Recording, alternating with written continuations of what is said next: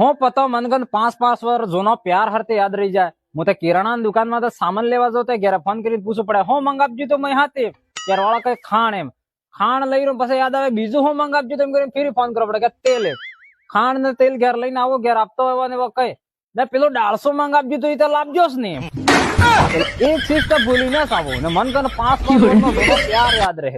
એક જણાને મેં પૂછ્યું યાર મને કોઈ યાદ નહીં રહેતું એમ તો પેલો મને એમ કે કામ કરતા તો બદામ પલાળીને ખાતે બદામ તકી યાદદાસ્ત આવે એમ. તો કાલે મેં બદામ પલાળી છે વહેલો તો હજુ તક ઈ યાદ નહીં આપતો મેં બદામ પલાળીને મિલ કેતો નહીં બોલો. અમારા બાજુ એક કહેવત હે કે નવરી વેતા નાતરે જાય નવરા બેઠા નખોદ વાળે. તો અમે તો હાવ નવરા ડાટા છો તો અમારે હું આખો દાડો નખુદ જ વાળવાનું. નવરી વેતા નાતરે જાય પણ નવરી હાથી કોણાક નાતરે જવા વળે તો જુજે ને ભાઈ. અમે હાવ નવરા ડાટા છો પણ અમારા હાથે કોણે નવરી નાતરે આપતી જ નહીં ને. તેની કહાવત નો મતલબ હું અહીં જરાક કમેન્ટ કરીને કહેતો ને ભાઈ આ તો હું મોય નવરા બેઠો તો વાત કરી દીધી તમને.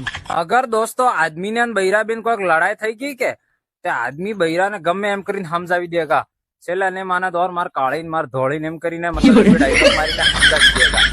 ને અગર આદમી નારાજ થઈ ગયો તો બૈરો સમજાવવાની વાત તો છોડો ડાયરેક્ટ કહેગા હા તમે તો એ ભગવાન ગયા તેના પામણા ગયા હતા તમારે તો કઈક બીજી મળી ગઈ એટલે જ ખીજાઈને ફરવા. આમાં બસ યા આદમી બન્યા એટલે બધું જ કામ લઈને બેઠા હે જે કોઈ અમે એમ ભગવાન ગયા વેસ પેલો એમ જ સોસવા ગયા હતા. તમારો વેમ ખાઈ ગયો એમ કોને હકે જીપા નહીં દીધી તમે પરેશાન હે બીજી કોક બાનું કરીને મનાડો ડાયરેક્ટ તમામ કોક તમારે મળી ગઈ એમ મળી ગઈ હોય તો બધા લઈ શકતા વાત કરે યાર.